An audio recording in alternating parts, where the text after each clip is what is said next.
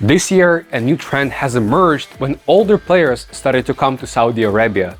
Ronaldo, as usual, was a trendsetter when he received a shocking contract. Nobody before in history got paid 200 million a year just to play football. Following the move of the Portuguese, the current Ballon d'Or winner, Karim, made the same decision. He'll be paid 100 million a year. We also have Galte, though the French midfielder will earn slightly less, just 100 million in 4 years. Now the talks are about Modric, but the biggest rumor was that Messi would be offered this staggering 300 million a year, yet he decided to move to the States. Saudi Arabia's Minister of Sport hinted that Ronaldo moved to Al Nassr with the help of the government funding, with the intent of popularizing football and getting the chance to host 2030 World Cup. A rich country from the Middle East is now turning to the ballers' hub outside Europe. It's a great way to open up to the world and attract attention. Ronaldo is saying that the league will soon be in top 5, yet I believe that the Saudis are more likely to buy a spot in the Champions League. But in general, we have another tournament which is now watched by many fans. What are other significant results of the year? The year, despite our worries about the Winter World Cup, still brought some world-class football. It was epic and definitely interesting. We hope you say the same about today's video. These are the results of 2022-23 season.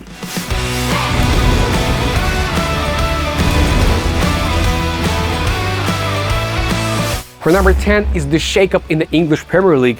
It's been one of the most turbulent seasons in modern history. We got used to see the same clubs in the top of the table.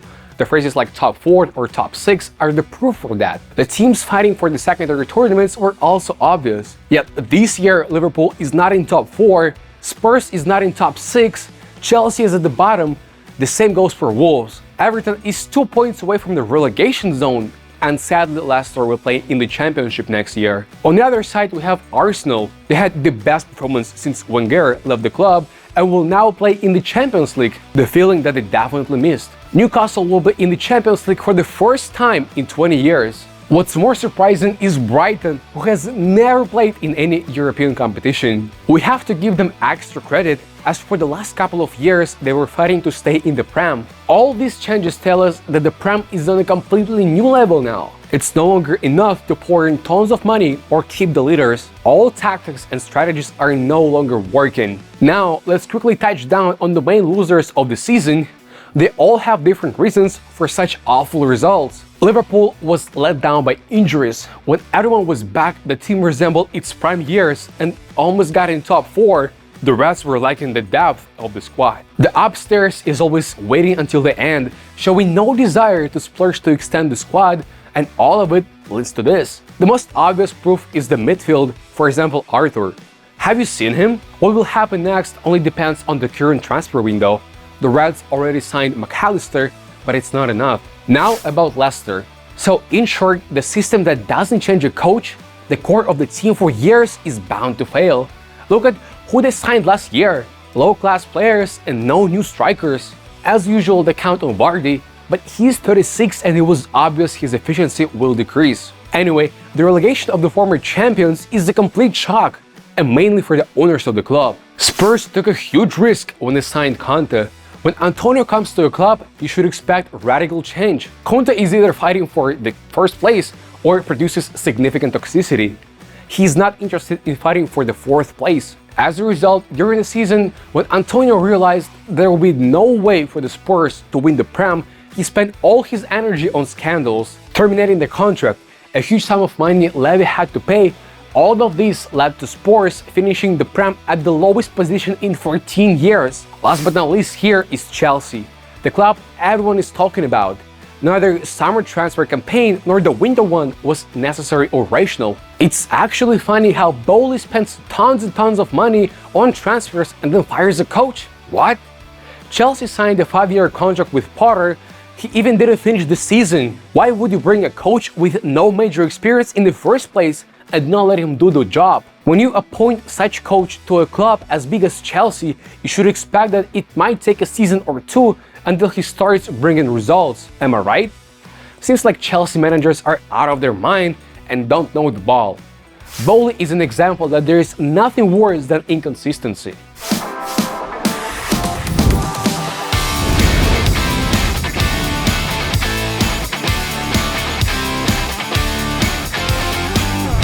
At number 9, we have the failure of Juve, and in particular the challenges that Allegri had to face.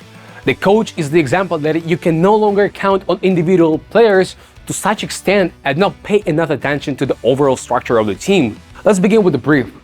The situation in and out the club is horrible. Financial fraud that arose at the middle of the season caused not only reputational damage or the board resignation, but also deprived understanding of what the team was fighting for. There was a huge story about Juve's point deduction. It's really difficult to motivate players in such conditions. The team goes up and down in the table without even playing. The goals are now unclear. Just saying that you have to fight on the pitch no matter what is applicable to amateurs, but is it enough to motivate pro players? Setting the point deduction aside, the Juve should be the second team of the Serie A and play in the Champions League. Yeah, due to these sanctions, they'll only play in the Conference League. But even that is not certain, as they could be banned from any European tournament. Everyone is demanding clarity, and it's really hard to keep all the leaders, and with such uncertainty, you definitely have to expect even bigger strikes. Okay, let's finally put aside the legal stuff. No matter what Allegri says, the season was a disaster. We are talking about Juventus, the flagship of the Italian football. No way they could have been the champions in Serie A. They managed to get only 3 points in the Champions League. They even lost to Maccabi. Somehow Juve got into the Europa League knockouts. Yet Sevilla stopped them in the semi-final, and in Coppa Italia they were knocked out way before the final. The only reason we have to give credit to Allegri is that he acted as a motivator, somehow finding correct words to light the fire in the players' eyes. But in terms of tactic, we didn't see anything new. The football is changing rapidly, making Allegri's flaws more and more obvious. Juve is now the old school, but in a bad way. They surely have a strong defense line, but out front is a complete mess. They have Pogba, Di Maria, and Chiesa, who were supposed to frequently provide Vlahovic with the ball, but it didn't work out. Chiesa haven't fully recovered from the knee injury. The same goes for Di Maria, and during the spring, he got the feeling it's time to move out of here. Have you seen Pogba? Because of that, the people who had to equip the Serbian with the ball were teenagers, 19-year-old Mirete and 22-year-old Fagioli. How can you count on them? As a result, it was just painful to see how they played. It's like in the Europa League final, when Dybala was subbed, there was no longer any danger. So this season, Juve hasn't achieved anything. Showed they had no plan up front. Is it a top club? That's why you have to create the system in all levels, even though you have lots of creators. When some of them are missing, and you don't have a clear structure, no way you can do anything. That's exactly what happened to the club, apart from all the nonsense.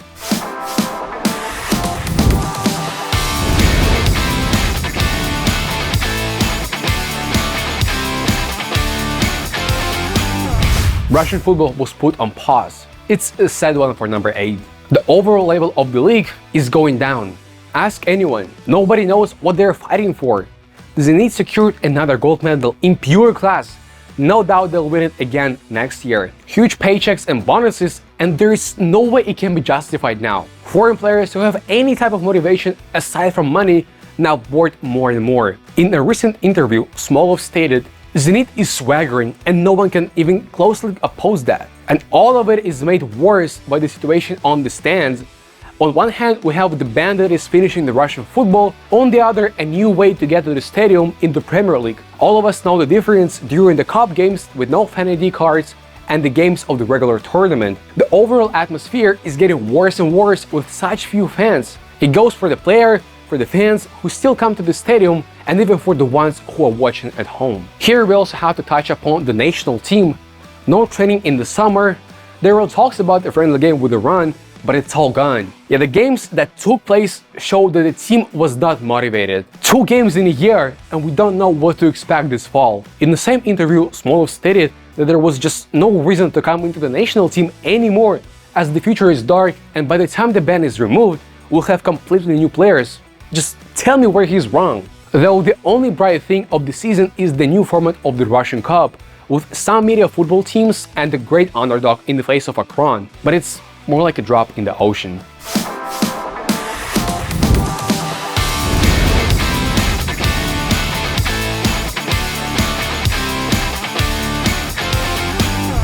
Number 7 is for the illusion of the level up of Italian football. Italian teams were in the final of every European tournament, and Italian clubs dominated in the quarterfinals of the Champions League. Seems like what else do you need to talk about the revival of the Italian football, but actually it's much more complicated. Was there a fundamental change that will get Serie A closer to the English Premier League or La Liga? Let's figure it out. First, let's debunk the myth about the greatness of Italian clubs in the Champions League. Let's take a look at the teams that they played against.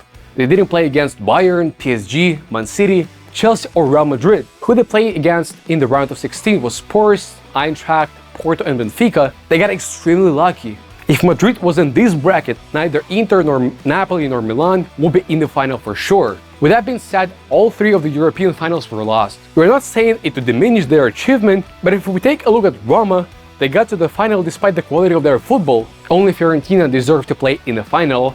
It was an interesting team from all sides, thanks to the coach who actually has done a great job, but sadly lost in a close battle. If you are an old school fan of Serie A, you might remember the team from the 90s that stroked the fear all across Europe. You see the difference? At that time, those clubs were true superpower. Rock solid defense, lots of stars in the squad, but now I believe it's just a successful combination of circumstances.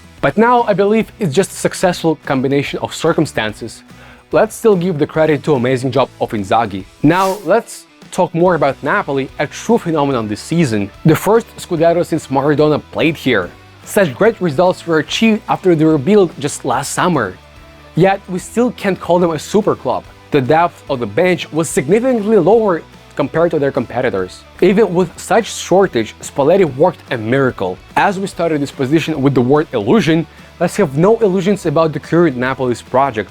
Seems like the Blues will have the same story as Inter when they became champions a while ago. Spalletti copied the contest trick, and this Napoli was the coach team in the first place. As the transfer window has opened, there will be players who will leave the club. So I really doubt we see such great performance next year. In the end, I just want to say everything seems fine, but I really don't see a significant change that would allow Serie A to compete with other top leagues in the long run.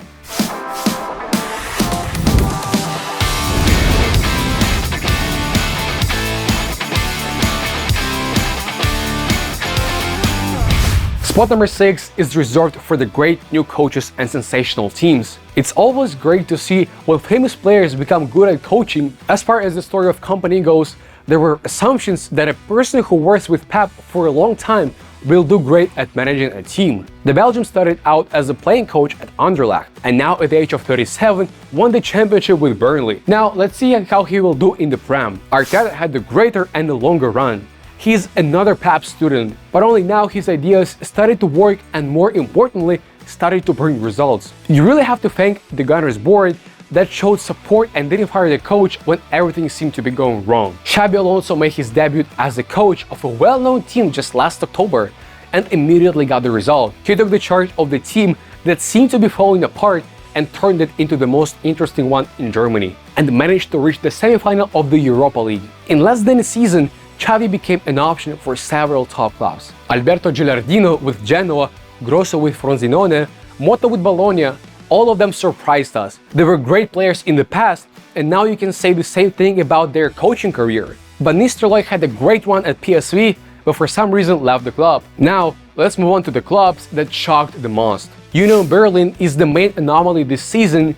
It's the 10th team in Bundesliga in their market value, and they qualified for the Champions League. In the league, where no one seems to know how to defend, the Swiss coach has established this line in particular, and it all worked out. Aston Villa also impressed this year. Emery had a great run in the Prem, and next season his team will play in the Conference League. We already talked about Brighton. They changed the coach and sporting director during the season, but still finished 6th. Newcastle became the project that didn't repel at all when the team was acquired by the Saudis. They're doing everything right, conservative transfers and a great coach. Eddie Howe hasn't won anything yet, but greatly worked on pressing. It's a great hit. No one can guarantee that the Magpies will stay in top 4, but at least they have no haters. Let's finish it out with a team from France. Lens is number 8 in market value, but still competed with PSG up until the last match day. They were just a point away. And last year is Toulouse. It's the main sensation in national cups. They didn't get to play against PSG, Lens, Marseille or Lyon or any big club. Yet this is how they won the first big trophy in the history of the club. Pure luck.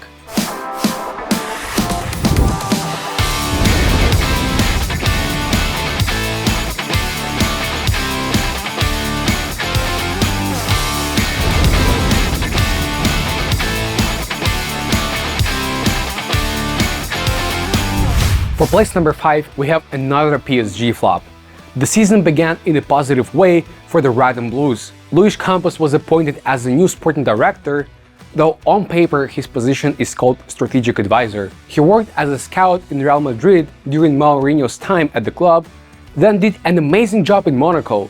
He built that winning team with the snap of the fingers. And before the season started, Galte advised Mendes to the PSG board. There were no big signings in the particular transfer window. Seemed like the French team finally decided to calm down and begin to build the squad relying on pure logic and future prospects. But none of it happened. Campos and Galte had an argument, the second one was later sacked, and overall it feels like no one can get along in the team. The leaders of the team are disliking each other. But most importantly, the transfers haven't blown up. Campos failed to find that lacking balance. PSG has been struggling with this problem for a while now. When your coach uses the formation with 3 center backs, but there are only 4 of them in the entire squad, it's a disaster. Carlos, Soler, Renato Sanchez, Vitinha, all of them were purchased before the season, and yet none of them is good enough to be playing for such a big club. The problem solvers are still the same old players. Galte tried to get away with it. He was forced to step aside from his principles, but he was just lacking the players in the decisive moment. That's why during the most important night of the season, in the round of 16 against Bayern, he had no choice but to plug holes with the youngsters. No way it could be happening with one of the richest teams in the world. After getting knocked out, the players just collapsed. It was really hard to find the motivation to perform in the domestic league, where they dropped 14 points during the spring. The stars had no longer any interest. Seems like this exact problem is impossible to solve. Feels like there is no way you can build a superb team in the French league. If there is no competition, it's hard to maintain the same level of motivation and drive for 9 months straight. But let's now draw a bottom line. PSG is still far away from what people expect from the team. Sometimes the French club resembles Inter Milan at the turn of the century. The club had no limits in terms of finance, easily splurged on various attacking players. In the last season of the 20th century, Inter had R9, Vieri, Baggio. Just think about it. But overall, the team was unbalanced and haven't done anything significant. There were cases when R9 was kicked out of the training session for being hungover and late. After that, R9 returned with the president, saying that he allowed him to behave like that. The current version of PSG is pretty much the same as that Inter. The French team is 20 years behind in terms of management. The way the club is managed or equipped is bizarre. Yet the star players can get away with almost everything. That's why their own fans are now unhappy. This year they demonstrated that they are no longer excited which path the team went on at the middle of 2011. Middle East money didn't make Paris happy.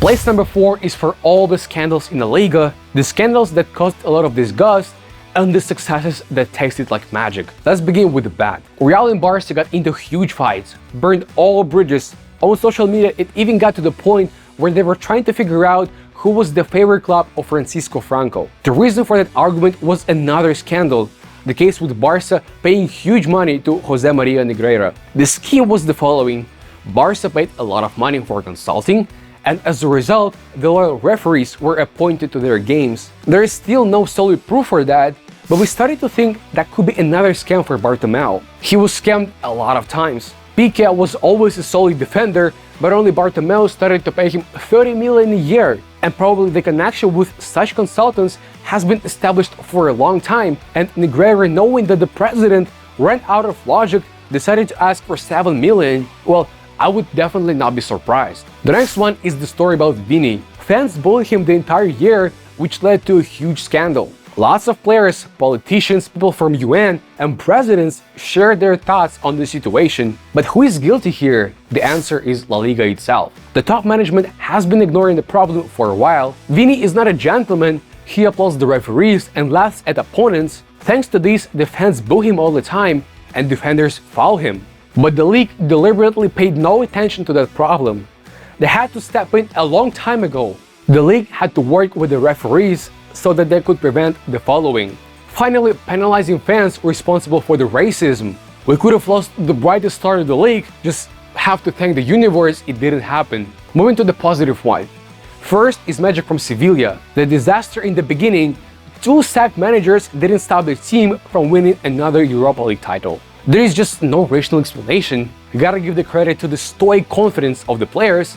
As the old saying goes, the more you win, the easier it gets. Real and Sevilla know it best. For both of them, the European competition is like playing in the domestic league. Atletico Madrid had the glow up, now playing a more possessive football. Unlike Allegri, Simeone is up to date. He realized that you can no longer be competitive if you can't lead the game. Mattress makers had a bad start, but after solving the problem with Griezmann and making him the key player in the midfield, finally became an offensive team that is able to score 3, 5 or 6 goals. Last but not least here is Real. They managed to get 3 trophies: Copa del Rey, UEFA Super Cup and Club World Cup. And their rejuvenation plan is flawless. Very smoothly and painlessly they are swapping the players who got the team 3 Champions League trophies in a row, while preserving and passing down the younger players the winning spirit. Ronaldo left the club 4 years ago, and every season from then they swapped the old players for young prospects. Last year Casemiro left the club. This year it was Karim's turn. Now they closed the deal and got one of the biggest stars of the future, Jude Bellingham. A year earlier they brought in Tchouaméni. Before that, Camavinga, Vini, Rodrigo Militao were gradually brought into the first team. According to CIES, out of the 5 most expensive players, 3 are from Madrid. Their total value is around $500 million, yet Galacticos only paid 200. The club continues to win trophies one after another, and if they manage to sign Mbappe, no doubt they will win more UCL trophies in the next decade.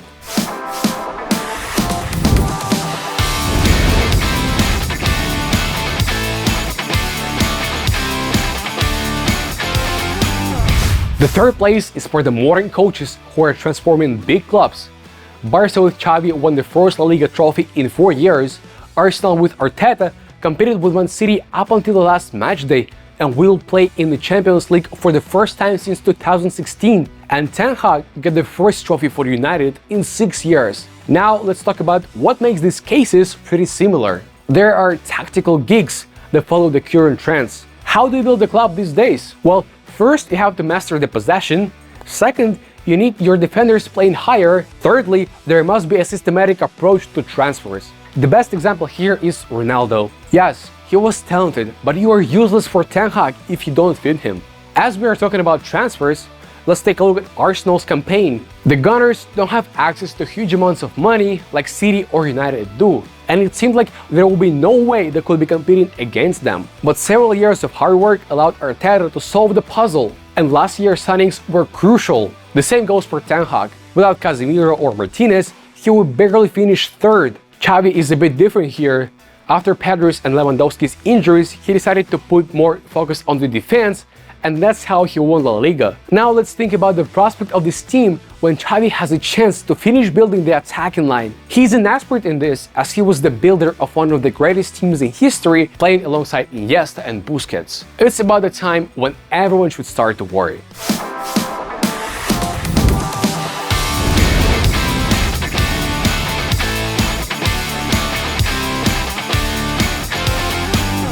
Place number 2, here we will talk about the worst way you can bottle the league and one of the most bizarre sacking of a manager. You can probably guess we're talking about Germany. Dortmund had a great chance to win the first title of the Bundesliga since 2012 thanks to the mess in Bayern. After the first half of the season, the team was 5 points behind from Bayern. But it was that time when the team blew up. 8 victories in a row. They caught up to Bayern in February, and in March they were the first team in the league. And on March 24th, Bayern sacked Nagelsmann. There were no serious premises for sacking a young coach. To be fair, there were bad games or weird decisions, but the team was on right track. Bayern managed to dry out against PSG. Before losing the game to Leverkusen, the team had 4 wins in a row. The decision with firing the manager has nothing to do with football. Internal events definitely forced the management to do that.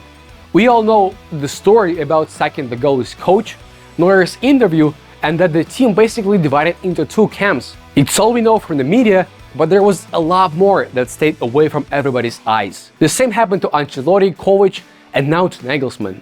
The only coach who seemed to get along with everyone was Flick, though he still left the club after a quarrel with the management. This year, toxic levels are all-time high. Now, one of the most scored players of the team, Kimmich, is sad to leave. But what's funny is, given the circumstances, Dortmund still managed to bottle it. During the 30th match day, they got the lead, but the game still ended with a draw. 3 games later, Bayern loses a home game to Leipzig. What Dortmund has to do is just win at home against Mainz. That was number 10 in the table. You just have to step onto the pitch and do your job. Yet Dortmund was shaking like crazy. The overall panic, Haller missing the penalty, Dortmund lost to themselves even before the game started. I believe it's just an insecure team that is used to be number 2. It's not about football, it's about the mentality. It's like with the older brother who is better than you at everything. And all of a sudden you have a chance to run his company. And you are like, wow, such a great chance! And choking on your own emotions, you mess up everything. I really feel sorry for Haller and Royce. We believe it was his last chance to win at least one Champions Bowl in his career. Even though Terzic said that Dortmund is 34 games away from winning the title, we realize there is no possibility for another weak season from Bayern. Forget about it for the next 10 years, given that the old managers were already sacked.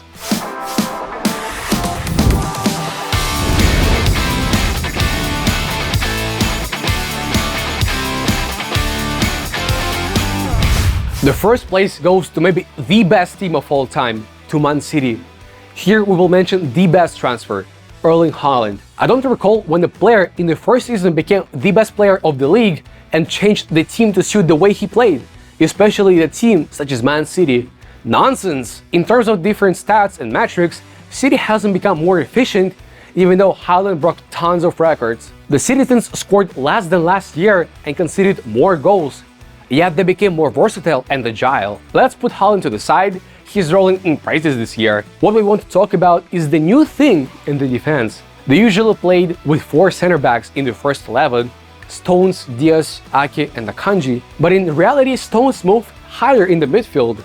Primarily it was helpful during counterattacks. A player with such great defensive traits who plays in the midfield is able to stop the other team way before they get close to the box. It's a completely new concept from Pep. For this particular reason, they sold Zinchenko, benched Cancelo and didn't notice Walker's injury. Pep needed 4 players in the defense with primarily defensive traits, not fullbacks. The decisive run when City caught up with Arsenal was made possible because of rock-solid defense. And in the front, they had Haaland.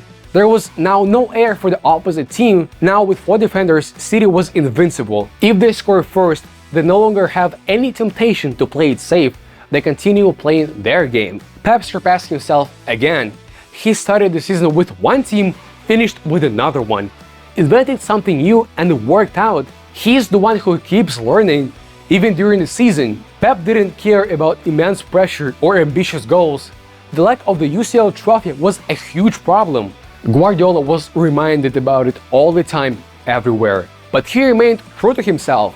He doesn't rely on his old findings, but rather is looking for innovation and does it successfully. Having climbed the top of the mountain with City, Pep is now the first coach in history with 2 trebles and has all the right to name himself the best coach of the first quarter of the century. He is changing the game and young managers look up to him. You can be impressed by Ferguson, Ancelotti, Mourinho, Del Bosque, Zidane, Klopp or others, but Pep is still number 1.